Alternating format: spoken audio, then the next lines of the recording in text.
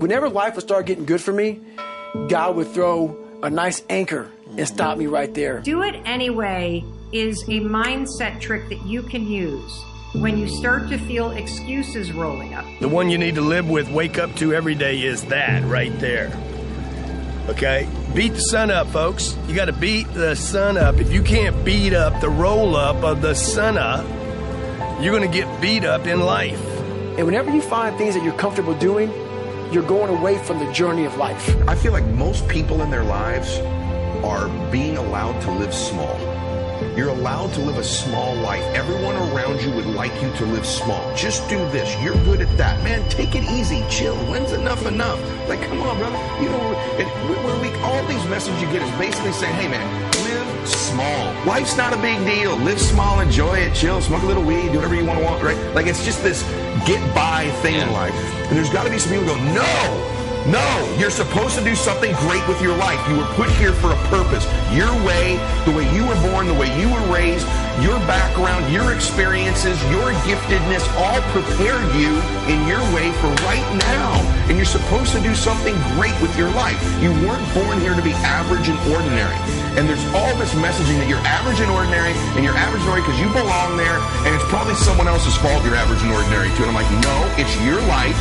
You're in control. It's no one else's fault, and you're supposed to do something magnificent. That's the consciousness aspect. The last 1,000 years on Earth, doing something great has been reserved to this one little group of people, 1% of the population. They're supposed to do something great. They're supposed to live their dreams. We're supposed to watch them, cheer for them, wear their jersey, watch their award show, comment on their posts, clean their houses, right? Feed them in their restaurants. No. The fact of the matter is, you can do those things. You can change your life. And I'm sick and tired of this hero worship. You live small, cheer for everybody else who lives big. No, if you're a school teacher, be the best school teacher. Change the world by those little lives you're affecting. If you're on social media, change the world. Play big. You will never do it wrong if your decision is to do the bigger thing than the smaller thing. That's what I would tell you. Stop playing small. Stop thinking small, and don't let anybody tell you you should be small. So listen to me. There are those of you who said, I want to be a millionaire. I want to be the best at this company, right? But your value system says you believe in sleep more than you believe in grinding. Your value system says you are a consumer and not a producer. That you're spending more money than you're making. Why? Because you're a consumer, but you're reading all the books and you're saying everything the books are saying. But those books are not in alignment with your values. And if you're going to go to the next level, your values are going to have to change.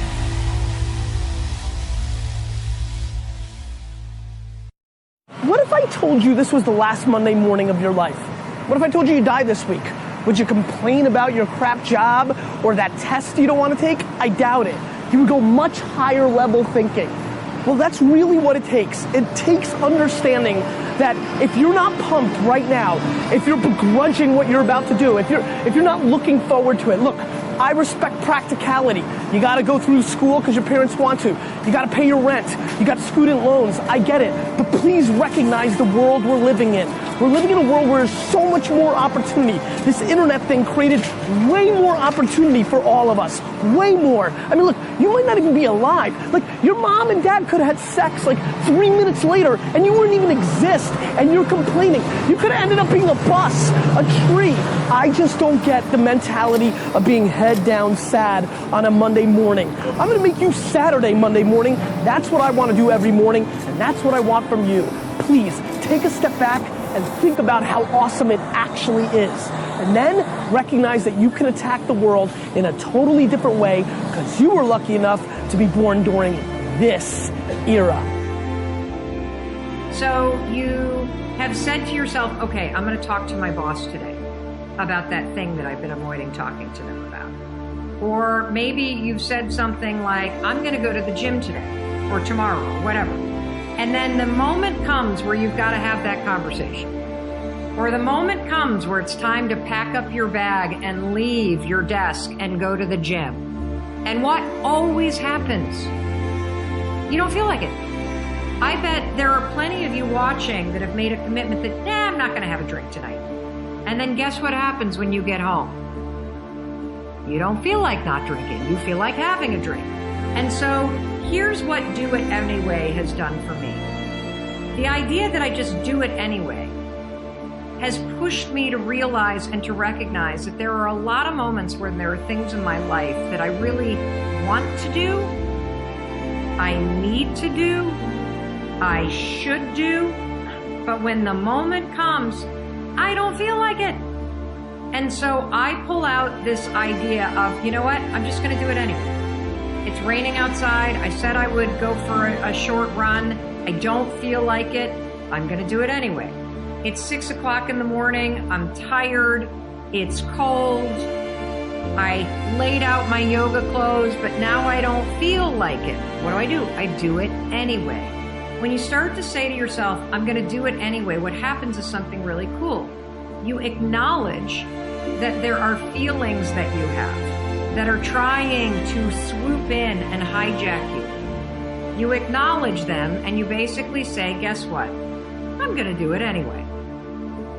Problems are basically the building block of happiness. And that is really counterintuitive to most people, because most people think of happiness as like no problems, you know, sitting on the beach with a pina colada, doing whatever. And but the truth is that we need some sort of struggle in our life. And the point I try to make in the book is that the key to living a good life isn't getting rid of struggle, it's finding good struggles. Struggles that invigorate you, struggles that feel important to you, struggles that can contribute to the people around you. Because that's where meaning comes from, and ultimately meaning is, you know, what we all need. If people listening to this like feel stuck in some way, generally when people feel stuck, it's because they're in a situation where they believe that they don't have the power to solve whatever's going on in their life. And the truth is that you always have the power to A, react to whatever's going on in your life, or B, create the meaning around whatever's happening in your life. So it's usually just a matter of first changing perspective and then B, doing something to set about solving it. And again, it's what gets people stuck is that they want to eliminate their problems. It's not about eliminating problems. It's about simply finding something more meaningful, more worthwhile. Obviously, he was about as successful as anyone could be. I mean, he was a successful guy in so many aspects, and yet he killed himself. He said in this book, I wanted adventures. I wanted to go up the Nung River to the heart of darkness in Cambodia. I wanted to ride out into a desert on camelback, sand and dunes in every direction, eat whole roasted lamb with my fingers. I wanted to kick snow off my boots in a mafia nightclub in Russia. I wanted to play with automatic weapons in Phnom Penh, recapture the past in a small oyster village in France, step into a seedy, neon-lit pulqueria in rural Mexico. I wanted to run roadblocks in the middle of the night, blowing past angry militia with a handful of hurled Marlboro packs. Experience fear, excitement, wonder. I wanted kicks, the kind of melodramatic thrills and chills I'd yearned for since childhood, the kind of adventure I'd found as a little boy in the pages of my Tintin comic books. I wanted to see the world, and I wanted the world to be just like the movies. That's what Anthony Bourdain said, just like the movies. But you know what? To me, the world is not like the movies. The movies aren't real. They don't exist. But you do. And life, this life, it's better than any movie there is. Movies are supposed to provoke emotion. They're supposed to make you feel something. But I have a better idea. Go out into the world and actually feel it.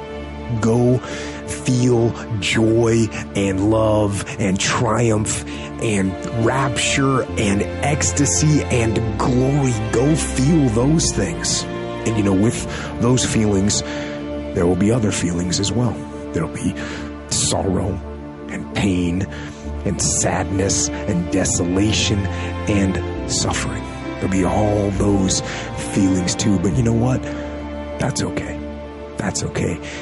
Take both sides.